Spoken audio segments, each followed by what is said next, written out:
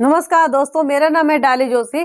आज का टॉपिक है हमारा 5 लॉस ऑफ लाइब्रेरी साइंस, जिसमें हम आपको वो क्वेश्चन कराएंगे जो हमारे पीवाई के क्वेश्चंस आ चुके हैं और जिनकी आने की पूर्ण संभावना है। वो सारे क्वेश्चन इसमें इंक्लूड होंगे, जितने भी हमारे 5 लॉस ऑफ लाइब्रेरी साइंस के क्वेश्चन बनते हैं। ठीक है, तो हम स्टार्ट करते हैं अपना topic 5 loss of library science. Okay, देखिए जो हमारा 5 लॉस ऑफ लाइब्रेरी साइंस है, इसको देने वाले कौन थे। ठीक है, तो हमारे अगर पूछा जाए जो हमारे 5 लॉस ऑफ लाइब्रेरी साइंस है, इसके जो जनक है वो हमारे कौन है, डॉक्टर SR रंगनाथन। ठीक है, 5 लॉस ऑफ लाइब्रेरी साइंस के जनक कौन है, डॉक्टर SR रंगनाथन। ठीक है, doctor SR Ranganathan 5 loss of library science के क्या है, लेखक है। ठीक है, जनक। अब देखिए जो हमारे 5 लॉस हैं, 5 लॉस को देने वाले कौन थे, हमारे डॉक्टर SR रंगनाथन। ठीक है, कितने सूत्र थे, तो 5। वो 5 सूत्र कौन कौन से थे, तो देखिए पहला सूत्र हमारा क्या था, पहला था पुस्तकें उपयोगार्थ हैं। ठीक है, पहला सूत्र क्या था हमारा, पुस्तकें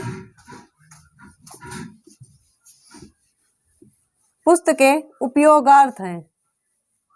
ठीक है, दूसरा क्या था, प्रत्येक पाठक को उसकी पुस्तक मिले। दूसरा क्या था, प्रत्येक पाठक को उसकी पुस्तक मिले।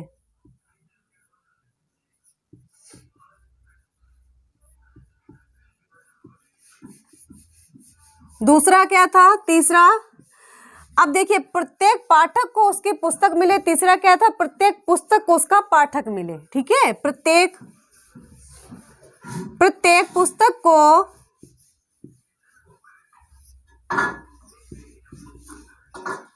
पुस्तक को उसका पाठक मिले।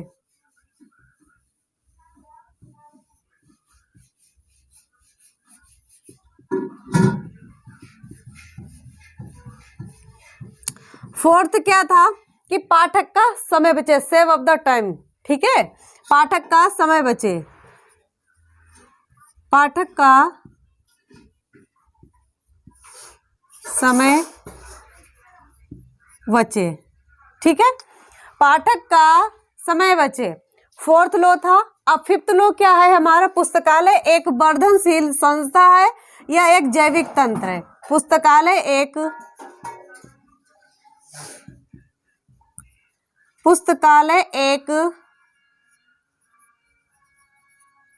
वर्धनशील संस्था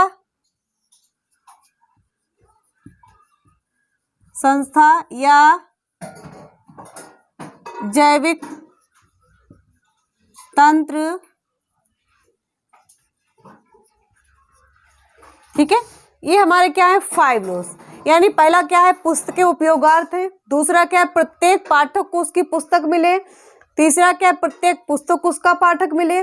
चौथा, सेव ऑफ द टाइम, यानी पाठक का समय बचे। और पांचवा क्या था कि पुस्तकालय एक क्या है, वर्धनशील संस्था है या जैविक तंत्र है। ठीक है, अब देखो इसको याद करने का क्या, ये पूछा जा सकता है कि फर्स्ट लॉ कौन सा है, सेकेंड लॉ कौन सा है, थर्ड लॉ कौन सा है। तो ये तो आप लोगों को याद रहेंगे कि पाठक का समय बचे तो फोर्थ वाला।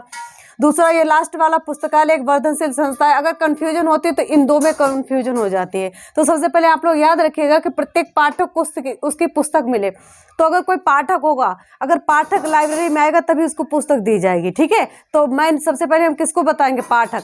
ठीक है, तो सबसे पहले हम किसको वरीयता देंगे, पाठक को, उसके बाद पुस्तक को। ठीक है, तो याद रहेगा कि पहले पाठक आएगा फिर पुस्तक मिलेगी। तो याद रख लेना कि सेकेंड लो पाठक, यानी पाठक आए, और तीसरा क्या है, पुस्तक। ठीक है, तो याद रहेगा। अब देखिए जो हमारे 5 लॉस ऑफ लाइब्रेरी साइंस हैं, इनको देने वाले कौन थे, हमारे डॉक्टर SR रंगनाथन। ठीक है, अब इसमें सूत्रपात कब हुआ, प्रतिपादन कब हुआ, तो देखिए जो हमारे 5 लॉस ऑफ लाइब्रेरी साइंस है, इसका सबसे पहले अगर हम कहें कि देने वाले कौन थे, हमारे डॉक्टर SR रंगनाथन देने वाले थे। ठीक है, इसका जो प्रतिपादन हुआ था, जो 5 लॉस ऑफ लाइब्रेरी साइंस है, इसका जो प्रतिपादन हुआ था, कब हुआ था, तो देखिए सूत्रापात पहले आप लोग याद रख लीजिए, सूत्रापात। ठीक है, सूत्रपात कब हुआ? तो सूत्रपात हुआ था 1924 में। सूत्रपात 1924 में सूत्रपात। प्रतिपादन पूछा जाए, इसका प्रतिपादन कब हुआ?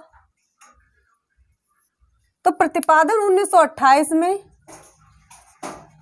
1928 में प्रतिपादन हुआ। ठीक है, देखिए पहले क्या हमने बताया कि जो सूत्रपात है, सूत्रपात कब हुआ? 1924 में। ठीक है, प्रतिपादन कब हुआ? 1928 में। अब देखिए, अब उसके बाद इसको प्रकाशित कब किया गया? इसको प्रकाशित कब किया गया? तो प्रकाशित किया गया 1931 में। ठीक है, ये क्वेश्चन आ चुके हैं कि जो 5 लॉस ऑफ लाइब्रेरी साइंसेस का सूत्रपात कब हुआ? तो 1924 में। प्रतिपादन कब हुआ? तो 1928 में।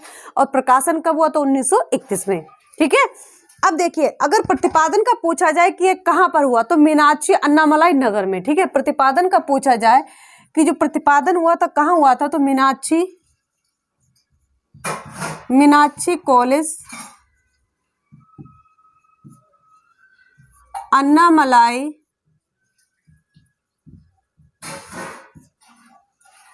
नगर में। ठीक है, मीनाक्षी कॉलेज अन्नामलाई नगर में क्या हुआ था? जो हमारे 5 लॉस है उनका प्रतिपादन का हुआ, प्रतिपादन हुआ था मीनाक्षी कॉलेज अन्नामलाई नगर में। ठीक है, अब देखिए अगर क्वेश्चन आ जाए कि जो हमारे 5 लॉस ऑफ लाइब्रेरी साइंस है, इसका जो पहले सूत्र प्रकाशन कहाँ हुआ था, तो मद्रास लाइब्रेरी एसोसिएशन में। अगर पूछा जाए कि जो प्रकाशन कहाँ हुआ था, तो मद्रास लाइब्रेरी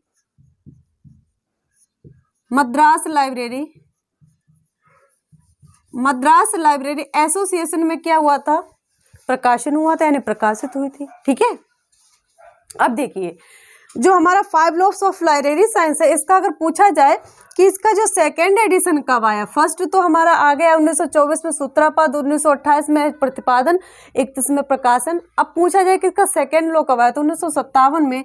यानी इसका सेकेंड लॉ पूछा जाए कि इसका सेकेंड लॉ कब आया, तो वो आया था 1957 में। ठीक है, 1957 में। आ जाए कि इसका जो ऑनलाइन संस्करण, ठीक है, अगर पूछा जाए कि इसका ऑनलाइन संस्करण कब हुआ, तो 2006 में। ठीक है, अगर पूछा जाए कि इसका जो ऑनलाइन एडिशन आया था कब आया था, तो 2006 में। ठीक है, अब देखिए अगर क्वेश्चन आ जाए कि जो हमारे 5 लॉस ऑफ लाइब्रेरी साइंसेस का जो फर्स्ट लॉ है, जो हमारे डॉक्टर एस रंगनाथन है, उन्होंने किसको दिया था? ठीक है, तो हमारे कौन थे? एडवर्ड वी रोस। यानी प्रथम सूत्र किसको समर्पित है? ठीक है, समर्पित। प्रथम सूत्र जो है हमारे डॉक्टर एस आर रंगनाथन ने किसको समर्पित किया था? तो एडवर्ड वी रोस। कौन थे हमारे? एडवर्ड वी रोस। ये क्या थे? हमारे गणित के शिक्षक। ठीक है, गणित के शिक्षक हमारे डॉक्टर एस आर रंगनाथन के गणित के शिक्षक थे एडवर्ड वी रोस। उनको जो प्रथम सूत्र था समर्पित किया था, किसने किया था? डॉक्टर एस आर रंगनाथन ने। ठीक है, अब आते हैं, इसका स्क्रीनशॉट ले लीजिए, उसके बाद हम स्टार्ट करते हैं। अब स्टार्ट करते हैं। देखिए अगर इसमें पूछा जाए कि 5 लॉस ऑफ लाइब्रेरी साइंस की प्रस्तावना, ठीक है, प्रस्तावना पूछी जाए कि प्रस्तावना 5 लॉस ऑफ लाइब्रेरी साइंस की प्रस्तावना किसने दी, तो वो हमारे थे पी शिवस्वामी अय्यर। ठीक है, पी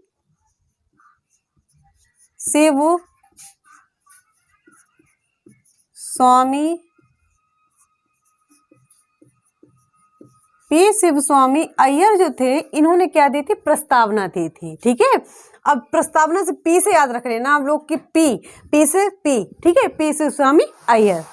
उसके बाद देखिए दूसरा क्वेश्चन की अगर भूमिका पूछी जाए कि जो 5 लॉस ऑफ लाइब्रेरी साइंस है, इसकी भूमिका किसने दी थी, तो WCV शेयर्स। इसको याद कैसे कर सकते हैं आप लोग? देखिए जो भूमिका है, BH निकलता है ना, तो BH से याद रख लेना कि WCV शेयर्स। VV निकल रहा है ना, भूमिका। ठीक है, तो भूमिका BH से बनता है ना, तो इसी तरीके से आप WCV शेयर्स याद कर सकते हैं। और WCV शेयर्स कौन थे हमारे डॉक्टर S.R. रंगनाथन के लंदन के गुरु। ठीक है, क्वेश्चन आ जाए कि डॉक्टर S.R. रंगनाथन के लंदन के गुरु कौन थे, तो WCV शेयर्स। आगे क्वेश्चन आता है कि जो हमारे 5 लॉस ऑफ लाइफ साइंस है इसका छठा सूत्र, ठीक है, छठा सूत्र किसने दिया था? तो जो हमारे 5 लॉस ऑफ लाइफ साइंस है इसका छठा सूत्र अगर पूछा जाए तो J.R. रेटिंग जो थे इन्होंने छठा सूत्र दिया था। छठा सूत्र जो था यानी छठा सूत्र किसने दिया था? तो J.R. Rating, J.R. रेटिंग जो थे इन्होंने छठा सूत्र दिया था। किसे दिया था? तो हमारे 5 लॉस ऑफ लाइफ साइंस में इन्होंने फ्रीडम के बारे में कहा था। किसके बारे में कहा था? तो फ्रीडम के बारे में। फ्रीडम के बारे में हमारे जो हमारे रेटिंग थे इन्होंने छठा सूत्र दिया था फ्रीडम से। ठीक है, फ्रीडम से रिलेटेड। तो जब इन्होंने छठा सूत्र दिया था, तो छठा सूत्र जब दिया था तो जो हमारे J.R. रेटिंग थे इनके अगर आलोचना पूछी जाए तो जो आलोचना करने वाले थे उनका नाम क्या था? P.A. अर्थटन। ठीक है, जो आलोचना की थी उनका नाम क्या था? P.A. अर्थटन। अगर पूछा जाए कि आलोचना किसने की थी, तो आलोचना की थी P.A. अर्थटन जो थे इन्होंने आलोचना की थी जो हमारा लॉ दिया था 6th लॉ। ठीक है, अब देखिए जो 7वां सूत्र दिया था वो किसने दिया था? अगर पूछा जाए 7वां सूत्र किसने दिया था, तो वो थे हमारे कुरेमैन। कुरेमैन जो थे इन्होंने 7वां सूत्र दिया था। ठीक है, यहां तक हमारा कंप्लीट हुआ कि 5 लॉस ऑफ लाइब्रेरी साइंस में कहां से क्वेश्चन बनते हैं कि प्रस्तावना किसने लिखी, तो P. शिवस्वामी अय्यर। P से प्रस्तावना याद रख सकते हैं आप लोग। ठीक है, भूमिका से WCV शेयर्स याद रख सकते हैं। ठीक है, अगर छठा सूत्र पूछा जाए कि छठा सूत्र किसने दिया, तो J.R. रेटिंग ने दिया। अगर पूछा जाए कि आलोचना की किसने की, तो P.A. अर्थटन ने की थी। ठीक है, और 7वां सूत्र जो थी लास्ट वाला किसने दिया, तो कुरेमैन ने दिया था। ओके, अब देखिए एक क्वेश्चन बनता है कि जो हमारा पुटिंग, ठीक है, पुटिंग नॉलेज यानी पुटिंग नॉलेज ऑफ वर्क, एक क्वेश्चन आ चुका है कि पुटिंग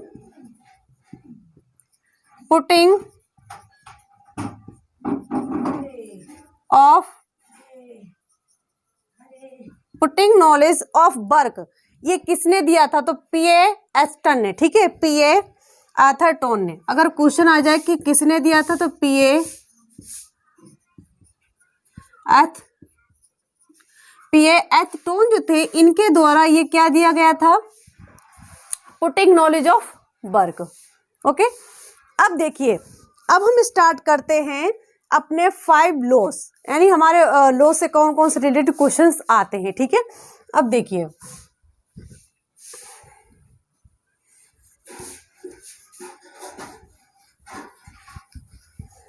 पहला सूत्र हमारा क्या हमने बताया था आप लोगों को? पहला सूत्र हमारा क्या है?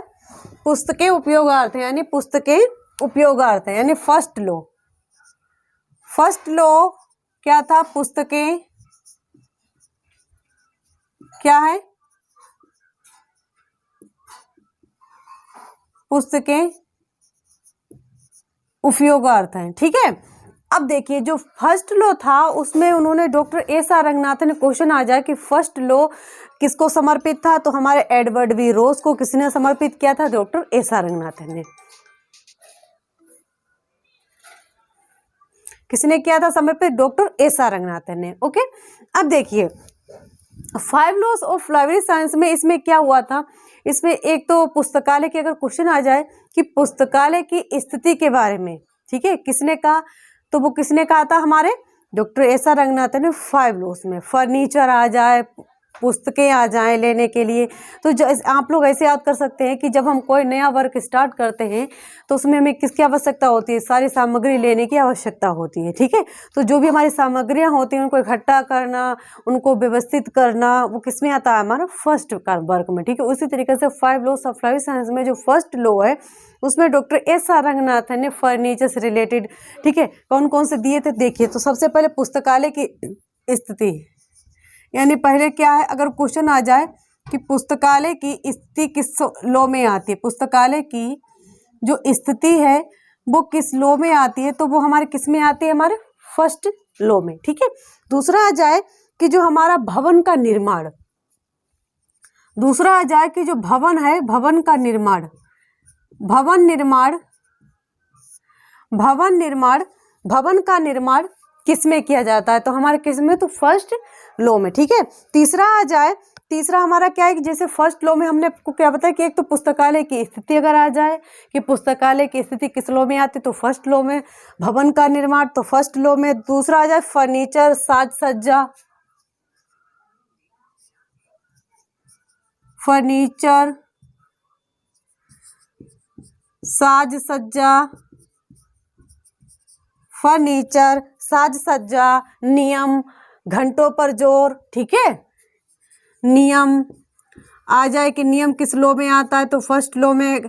घंटों पर जोर किस लॉ में दिया गया, घंटों पर जोर किस लॉ में दिया गया, तो वो हमारे फर्स्ट लॉ में। ठीक है, इतना याद आप लोग रख लेना कि जो हमारे पुस्तकालय की जो भी वस्तुएं हैं खरीदना, ठीक है, उनको व्यवस्थित करना, वो किस लॉ में आता है, हमारा फर्स्ट लॉ में। ठीक है, तो फर्स्ट लॉ में क्या क्या आता है, देखिए पुस्तकालय की स्थिति, ठीक है, यानी हमारा जो पुस्तकालय है, पुस्तकालय के जो बीच सेंटर के पुस्तकालय ऐसी जगह पे होना चाहिए जहाँ पर क्या हो कि सभी प्रकार के जो भी हमारे बच्चे हैं या जो भी हमारी पब्लिक लाइब्रेरी होगी, तो पब्लिक लाइब्रेरी में अनेक प्रकार के यूजर आते हैं। ठीक है, तो ऐसी स्थिति ऐसी जगह पे होनी चाहिए, ना तो ज़्यादा शोर शराबा हो, ठीक है, और एक केंद्र के रूप में हो कि चारों तरफ के बच्चे आ सकें। ठीक है, सभी के लिए क्या हो, सामान्य दूरी हो, जिससे क्या हो कि उनके कम टाइम पर पुस्तकालय में आ सकें, इसलिए पुस्तकालय की स्थिति के बारे में भी सोचना पड़ता है फर्स्ट लॉ में।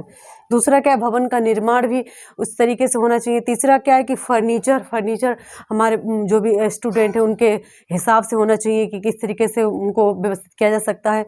फोर्थ क्या है, साज सज्जा की, पुस्तकालय में साज सज्जा होनी चाहिए, जिससे क्या हो कि पुस्तकें आकर्षित रूप से अगर अरेंज होंगी तो पाठक क्या आएंगे और उनको मन भी आकर्षित होगा। ठीक है, दूसरा क्या है, नियम होने चाहिए कि पुस्तकालय में जैसे एक नियम होता है कि 7 बजे से 9 बजे तक पुस्तकालय खुलता है, कहीं 7 बजे से 6 बजे तक खुलता है। ठीक है, तो वो नियम होते, वही घंटों पर भी जोर दिया गया, तो किसमें दिए गए, तो हमारे फर्स्ट लॉ में। अब आते हैं हम सेकेंड लॉ में कि सेकेंड लॉ में क्या क्या कहा गया था हमारे डॉक्टर एस आर रंगनाथन के द्वारा। ठीक है, अब आते हैं हम सेकेंड लॉ में। जो हमारा सेकेंड लॉ क्या था, हमने आपको क्या बताया कि हम सबसे पहले किसको वरीयता देते, पाठक को, उसके बाद हम किसको वरीयता देते, पुस्तक को। तो आप लोग याद रख लेना कि अगर फर्स्ट लॉ पूछा जाए कि फर्स्ट जो हमारा पहला क्या है कि प्रत्येक पाठक को उसकी पुस्तक मिले, प्रत्येक पाठक को उसकी पुस्तक मिले। ठीक है, प्रत्येक पाठक को उसकी पुस्तक मिले, ये हमारा क्या था, सेकेंड लॉ। अब सेकेंड लॉ में इन्होंने जो डॉक्टर एस आर रंगनाथन थे, उन्होंने क्या कहा कि प्रत्येक पाठक को, चाहे कैसा भी पाठक हो, उसको उसकी पुस्तक मिलनी चाहिए। ठीक है, तो इसमें किस तरीके से क्वेश्चंस बनते हैं, ठीक है, इसमें किस तरीके से क्वेश्चंस बनते हैं कि जो हमारा जो सेकेंड लॉ है उसमें पाठक को जो भी पुस्तक है जिसकी आवश्यकता वो मिलनी चाहिए। तो देखिए, सबसे पहले पाठक की स्वतंत्रता, पहला क्या है कि पाठक को स्वतंत्र किया जाना चाहिए। पाठक की अगर आ जाए कि पाठक की स्वतंत्रता किस लॉ में है, तो हमारे किस में है, सेकेंड लॉ में। ठीक है, पाठक की अगर स्वतंत्रता पूछी जाए, ठीक है,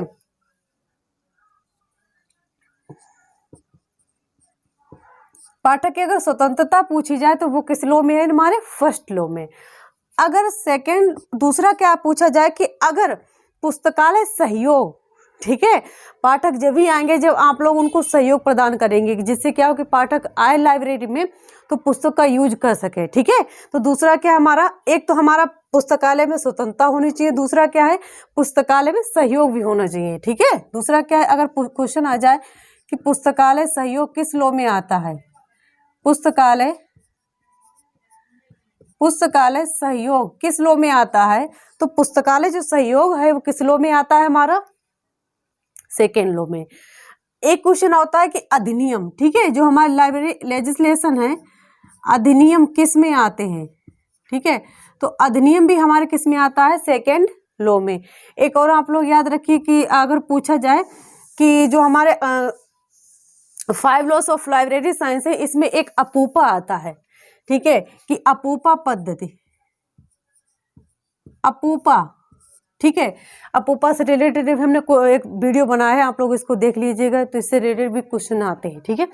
तो अपूपा किस लॉ में आता है, ये क्वेश्चन आ चुका है कि अपूपा किस लॉ में आता है, तो हमारे सेकेंड लॉ में, ठीक है। अधिनियम अपूपा किस में आता है, तो हमारे सेकेंड लॉ में, ठीक है। और इसी में हमारा आता है कि जो भी हमारे दायित्व होते हैं, ठीक है, पाठक का दायित्व, पुस्तकालय का दायित्व, प्राधिकरण का दायित्व, याद रख लीजिए, ठीक है। अगर आ जाए पुस्तकालय का दायित्व,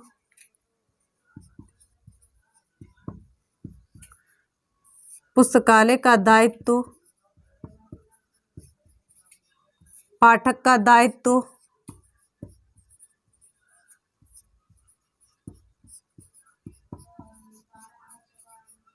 प्राधिकरण का दायित्व,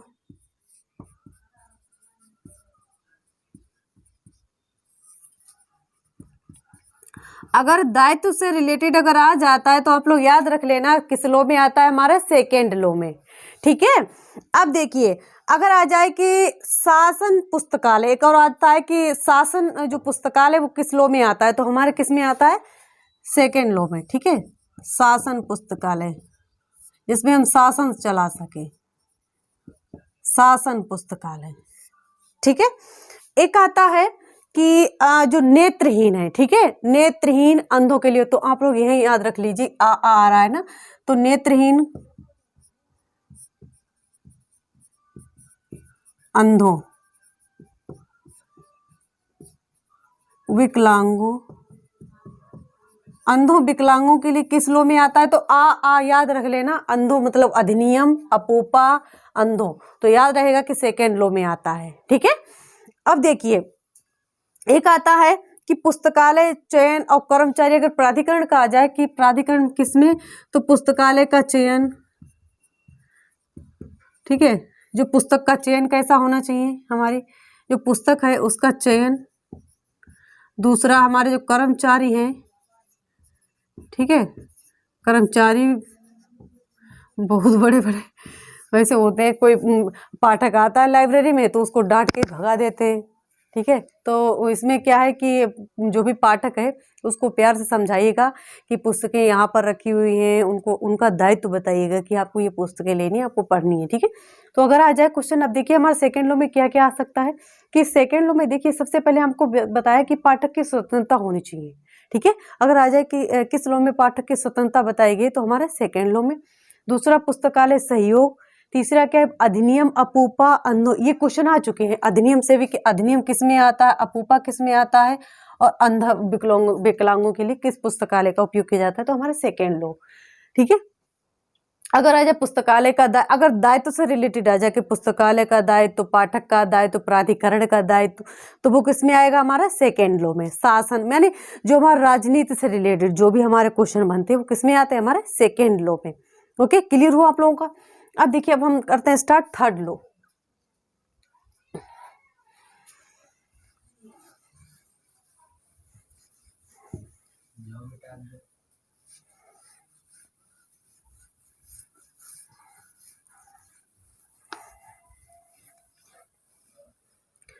अब देखिए हमारा कौन सा आता है, थर्ड लॉ, यानी तीसरा अधिनियम, ठीक है, तीसरा लॉ। ये क्या है हमारा, देखिए पहले हमने क्या बताया, पाठक को वरीयता देंगे, तीसरा हम किसको, पुस्तक को, ठीक है। तो प्रत्येक पुस्तक को, प्रत्येक पुस्तक को उसका पाठक मिले,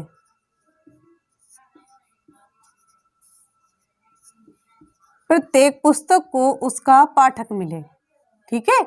ये कौन सा लॉ है हमारा, ये हमारा है थर्ड लॉ, प्रत्येक पुस्तक उसका पाठक मिले, याद रहेगा आप लोगों को।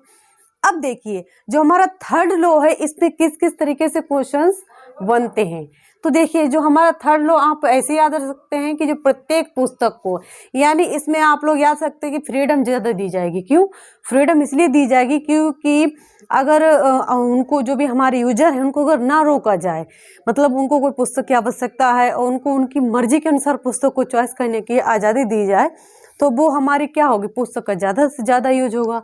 और विस्तार सेवा, ठीक है, वो विस्तार सेवा कहाँ से किस लॉ में आती है, तो हमारा थर्ड लॉ में। ठीक है, तो देखिए सबसे पहले हम प्रचार प्रसार बताएंगे। पहला अगर आ जाए प्रचार प्रसार, प्रचार और प्रसार है किस लॉ में आता है, हमारे थर्ड लॉ में। ठीक है, अगर आ जाए कि सेल्फ अरेंजमेंट, यानी स्वयं उसको अरेंज करना, सेल्फ अरेंजमेंट, सेल्फ अरेंजमेंट आ जाए कि सेल्फ अरेंजमेंट किस में आता है। ठीक है,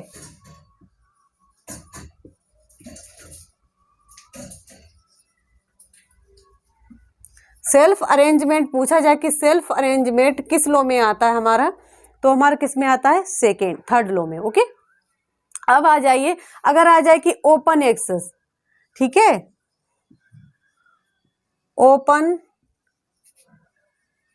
एक्सेस, ओपन एक्सेस किस में आता है हमारा, थर्ड लॉ में। ठीक है, यानी प्रचार प्रसार, सेल्फ अरेंजमेंट, ओपन एक्सेस किस में आता है हमारा, थर्ड लॉ में। ठीक है, अगर आ जाए कि पाठकों को पुस्तकें, ठीक है, समान पुस्तकों को जो भी पुस्तकें उनको ढूंढने की आ जा रही, यानी आ जाए कि पाठकों को पुस्तकालय में लाने की, यानी जो पाठक हैं, ठीक है, आ जाए कि पाठकों को पुस्तकालय में लाने का।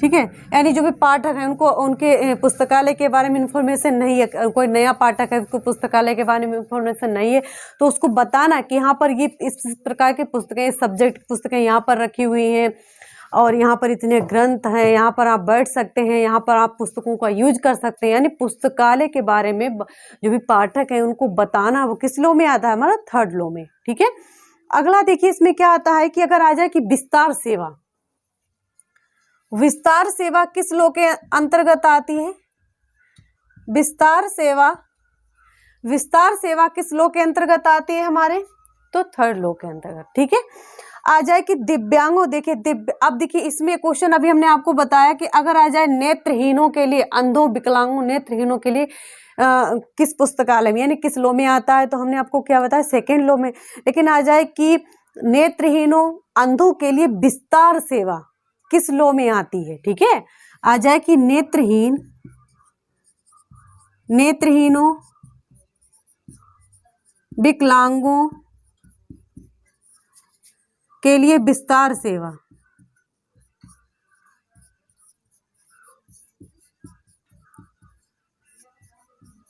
विस्तार सेवा, नेत्रहीनों के लिए, विकलांगों के लिए विस्तार सेवा किस लॉ के अंतर्गत आती है, हमारे थर्ड लॉ के अंतर्गत आती है। ठीक है, एक और आता है कि अब मान लीजिए अगर हम आप लोग जो भी पाठक हैं उनको पूरी छूट दे दी जाएगी, तो वो क्या कर सकते हैं, अनुपयोगी पुस्तकों का भी यूज कर सकते हैं। ठीक है, जिनकी आवश्यकता नहीं फिर भी देखेंगे, कुछ ऐसे पाठक होते हैं। तो आ जाए कि अनुपयोगी पुस्तकों की, ठीक है, अनुपयोगी पुस्तकों को रोकने के लिए किस लॉ में कहा गया है, तो थर्ड लॉ में। ठीक है, यानी अनुपयोगी पुस्तकों का चयन ना करें, अनुपयोगी पुस्तकों का चयन, यानी अनुपयोगी पुस्तकों का चयन ना करें,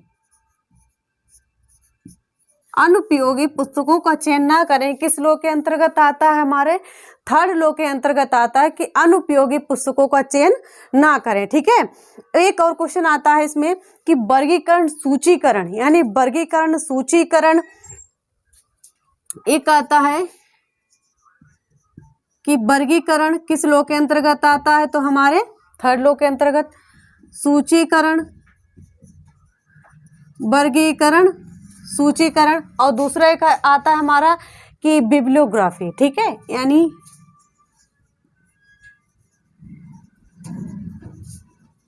बिब्लियोग्राफी। ठीक है, यानी वर्गीकरण आ जाए, सूचीकरण आ जाए, बिब्लियोग्राफी आ जाए, ये किस लॉ के अंतर्गत आती है, तो हमारे थर्ड लॉ के अंतर्गत। एक और आता है कि पुस्तक प्रदर्शन। ठीक है, पुस्तक प्रदर्शन, पुस्तक प्रदर्शन, पुस्तक प्रदर्शन। ठीक, ऐसे भी आ सकता है कि वर्गीकरण किस लो में आता है, या सूचीकरण किस लो में आता है, या बिब्लियोग्राफी किस लो में आता है, तो हमारे थर्ड लो में। ठीक है, थर्ड लो में कौन कौन से क्वेश्चन हमने आप लोगों को बताए ही। देखिए, सबसे पहले हम आप लोगों को बताया कि प्रचार प्रसार आ जाए तो वो किस लो में, थर्ड लो में। सेल्फ अरेंजमेंट थर्ड लो, ओपन एक्सेस थर्ड लो। ठीक है, और जो भी पाठक है उन्हें पुस्तकों के पास लाने के लिए किस लो में कहा गया है, तो हमारे थर्ड लो में।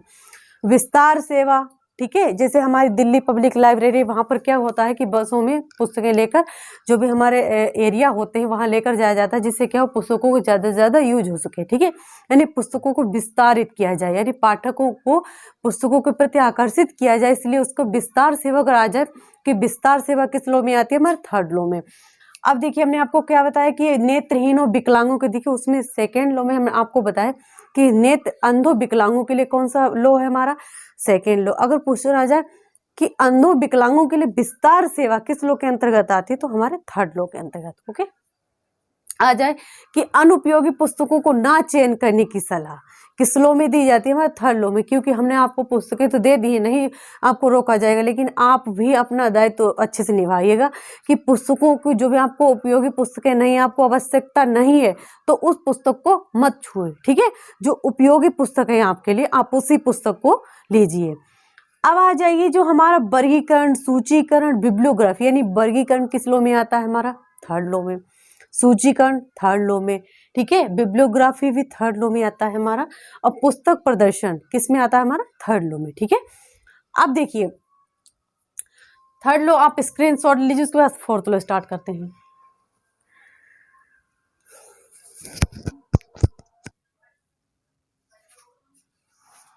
अब आते हैं फोर्थ लो। फोर्थ लो क्या, हमारा पाठक का समय बचे। ठीक है, save the time of the reader, यानी पाठक का समय बचे, पाठक का समय बचे। पाठक का समय बहुत मूल्यवान होता है, इसलिए पाठक का समय बचे। ये किस लो में आता है, हमारा फोर्थ लो में। ठीक है, अब देखो इसमें क्या आता है कि इसमें ऐसे नियमों का पालन किया जाता है जिसमें क्या हो कि कम टाइम पर पाठक को पुस्तक जो भी ग्रंथ है वो उपलब्ध हो सके। ठीक है, वो किस लो में आता है, हमारा फोर्थ लो में। पाठक का समय बचे ही उसका नाम है, पाठक का समय बचे, save the time of the reader. Okay, तो देखिए जो हमारा फर्स्ट लो है, जिसे हम आपको बताया था क्वेश्चन की, इंडेक्सिंग एंड अब्स्ट्रैक्टिंग किस लो में आता है। आ जाए कि इंडेक्सिंग एंड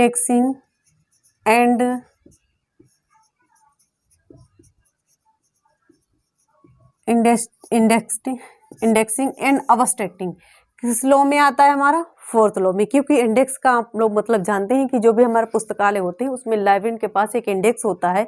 इसमें वो क्या करता है कि जो भी सूक्ष्म जानकारी होती है, पाठक क्या पुस्तक का नाम, ठीक है, और लेखक का नाम लिखा होता है उसमें, जिससे क्या होता है कि जो भी पुस्तक है उसको सर्च करने में काफ़ी टाइम कम लगता है। ठीक है, इसलिए क्या होता है, इंडेक्सिंग एंड अब्स्ट्रैक्ट बनाया जाता है। इसमें आपको बताया था कि हमने इंडेक्सिंग के भी दो पार्ट होते हैं, एक प्री एक पोस्ट। प्री मतलब पहले से बनी बनाई, और पोस्ट मतलब होता है कि जब पाठक की आवश्यकता के अनुसार कोई इंडेक्सिंग बनाई जाए। ठीक है, तो हमने आपको ये वाली क्लास दे रखी है, आप लोग इसको भी देख लीजिएगा। ठीक है, तो स्टार्ट करते हैं। देखिए हमने आपको क्या बताया कि इंडेक्सिंग एंड अब्स्ट्रैक्टिंग अगर आ जाए तो वो किस लो में आता है, हमारा फोर्थ लो में। ठीक है, अब आ जाइए, अगर आ जाए कि जो फास्टली, ठीक है, अगर आ जाए कि फास्टली सर्विस, अगर ज़्यादा जल्दी सर्विस, ठीक है, अगर आ जाए कि फास्टली सर्विस, अगर आ जाए कि फास्टली सर्विस यानी तेज जल्दी से जो सर्विस है यानी सेवाएं किस लो में दी जाती हैं, तो हमारी सेकेंड लो में। ठीक, अब देखिए तीसरा इसमें क्या आता है कि जो हमारा स्टॉक रूम, ठीक है, स्टॉक रूम मतलब स्टॉक रूम जो भी होता है स्टॉक रूम गाइड, जो हमारा स्टॉक रूम गाइड होता है,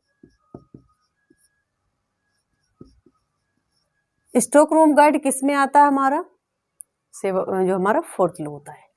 ठीक है, आ जाए कि पुस्तकालय को डिजिटल बनाने पर किस सूत्र में दिया गया, यानी पुस्तकालय को डिजिटल बनाने के लिए किस सूत्र पर जोर दिया गया, तो फोर्थ लो पे, यानी पुस्तकालय को डिजिटल बनाने के लिए पुस्तकालय को डिजिटल बनाने के लिए किस सूत्र पर जोर दिया गया? तो हमारे 4th लॉ पर जोर दिया गया। ठीक है, आ जाए कि प्रलेखन सेवा यानी डॉक्यूमेंट सर्विस, प्रलेखन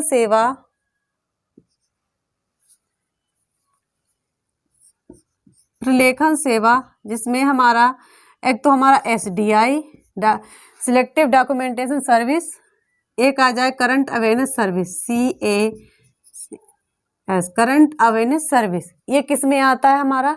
तो हमारा किस में आता है? 4th लॉ में।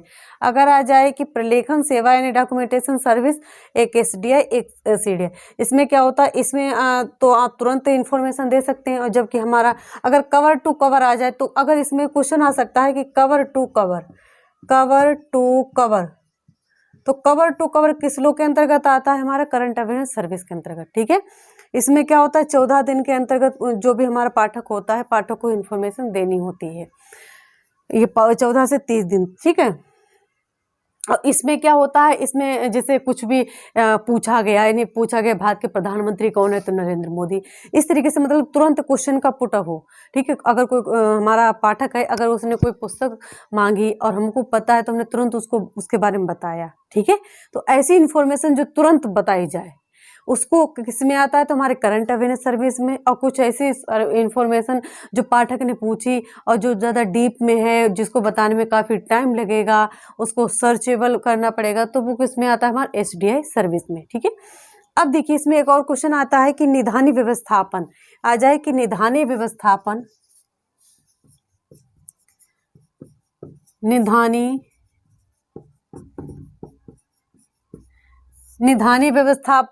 ठीक है, जो भी हमारी रंकें होती हैं उनका व्यवस्थापन किस तरीके से किया जाए, वो किस में आता है? हमारा 4th लॉ में। एक आता है संदर्भ सेवा, रेफरेंस सर्विस,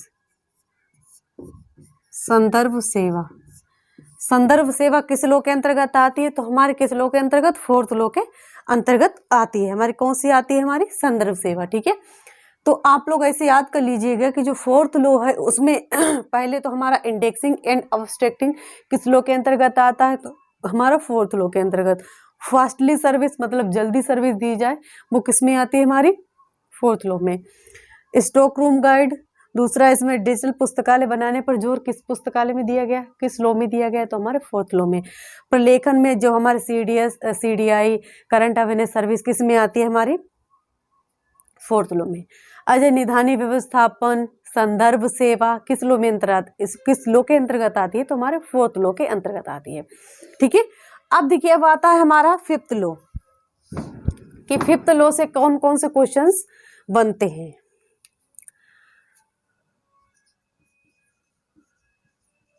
5th लॉ, इसमें क्या है कि पुस्तकालय एक वर्धनशील संस्था है। पुस्तकालय क्या है? एक वर्धनशील पुस्तकालय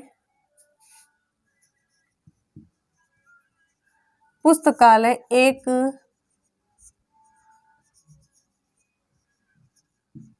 वर्धनशील संस्था या जैविक तंत्र है।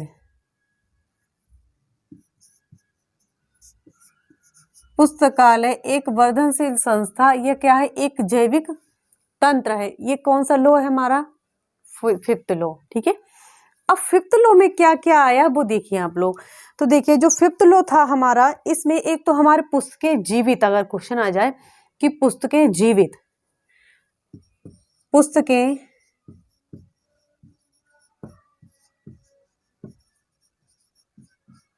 जीवित किस लॉ में कही गई हैं?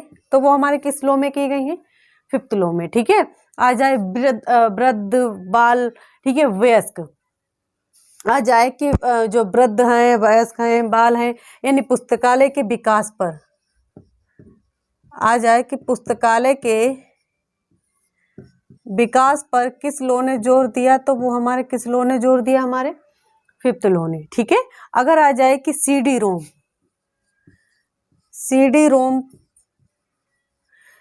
रोम किस लॉ में आता है? हमारा 5th लॉ में CD रोम आता है। ठीक है, आ जाए बाल वयस्क विकास,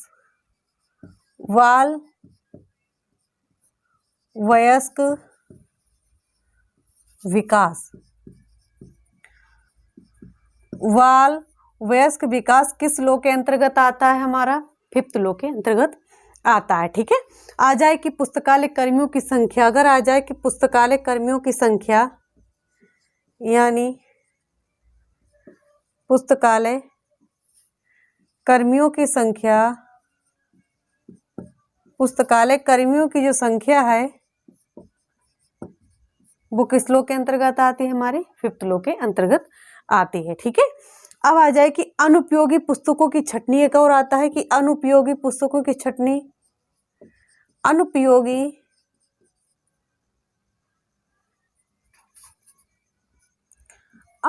पुस्तकों की छटनी, अनुपयोगी पुस्तकों की छटनी किस लॉ के अंतर्गत आती है? तो हमारे 5th लॉ के अंतर्गत आती है। ठीक है, यह अनुपयोगी चयन कर कि पाठकों की वृद्धि,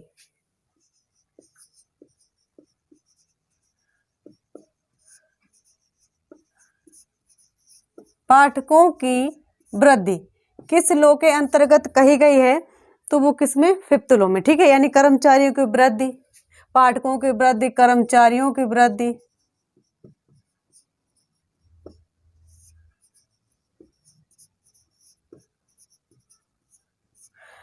एक आता है ऑनलाइन, ऑनलाइन किस में आता है? तो हमारे 5th लॉ में भी आता है। ठीक है, आज जो भी हमारे टॉपिक हैं 5th लॉ से रिलेटेड वो सारे कंप्लीट हुए।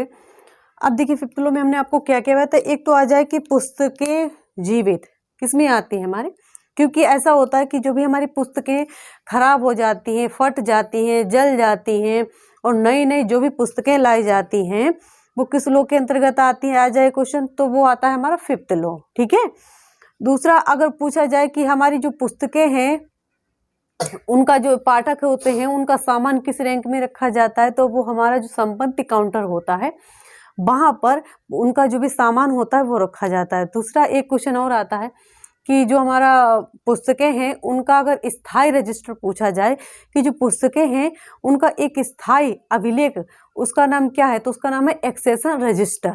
ठीक है, एक्सेशन रजिस्टर जिसमें कितने कॉलम होते हैं? 14, लेकिन 2017 से 15 कॉलम हो चुके हैं। ठीक है, ये क्वेश्चन आ चुके हैं। एक और आ जाता है कि पुस्तकालय में जो हमारे चेक कार्ड होते हैं ना, 3 कार्ड बना, त्रिपत्र प्रणाली किसने दी? तो हमारे डॉक्टर एस आर रंगनाथन। जो त्रिपत्र प्रणाली पूछी जाए किसने दी? तो हमारे डॉक्टर एस आर रंगनाथन ने। ठीक है, इसी तरीके से जो हमारे 5 लॉस ऑफ लाइफ साइंस है इसमें पहला क्या बताया हमने? एक तो पुस्तकें जीवित हैं। ठीक है, दूसरा क्या है? पुस्तकालय का विकास, यानी पुस्तकें जो भी खराब होती हैं वो हटाई जाती हैं। अच्छा, जो हमारी छटनी पुस्तकें हैं वो कहाँ रखी जाती है? तो वेडिंग रूम में। ठीक है, अब देखिए एक आ जाता है सीडी रूम किस में आता है? तो हमारे 5th लॉ में आता है। पुस्तकालय कर्मियों की संख्या कितनी होनी चाहिए, कितने नहीं होने चाहिए, बढ़ानी चाहिए कि नहीं बढ़ानी चाहिए। अनुपयोगी पुस्तकों की छटनी, जो भी हमारी पुस्तकें उपयोगी नहीं है, फट चुकी है, जल चुकी है, जिनकी कोई आवश्यकता नहीं है तो उनको कहाँ? उनको हटा देना। ठीक है, और जो भी उपयोगी पुस्तकें हैं उनको लाना, उस रैंक में रखना। अब देखिए एक और आता है कि जो हमारी अनुपयोगी पुस्तकों को ना चयन करने की सलाह किस में आती है? तो हमारे 5th लॉ में। ठीक है, एक आती है हमारी कि प्लानिंग मैनेजमेंट, यानी प्लानिंग बनाना, प्लान बना लेना कि हम किस तरीके से पुस्तकों को मैनेज कर सकते हैं, वो किस लॉ में आता है? हमारे 5th लॉ में। एक आता है हमारा कि पाठकों की वृद्धि, कि पाठक के मतलब अगर पुस्तकें ज़्यादा होंगी तो पाठक की भी वृद्धि होगी, कर्मचारियों की भी वृद्धि होगी। एक आता है ऑनलाइन, यानी पुस्तकों को ऑनलाइन करना, ये किस लॉ के अंतर्गत आता है? हमारे 5th लॉ के अंतर्गत। आशा करते हैं कि मेरे द्वारा आज जो भी इंफॉर्मेशन दी गई है 5 लॉस ऑफ लाइब्रेरी साइंस से आपको पसंद आई है। अगर आप लोगों को मेरे द्वारा ये प्रयास अच्छा लगा है तो प्लीज़ इस चैनल को लाइक, शेयर और सब्सक्राइब जरूर कीजिएगा, जिससे कि मैं आपको अगला टॉपिक दे सकूं। धन्यवाद।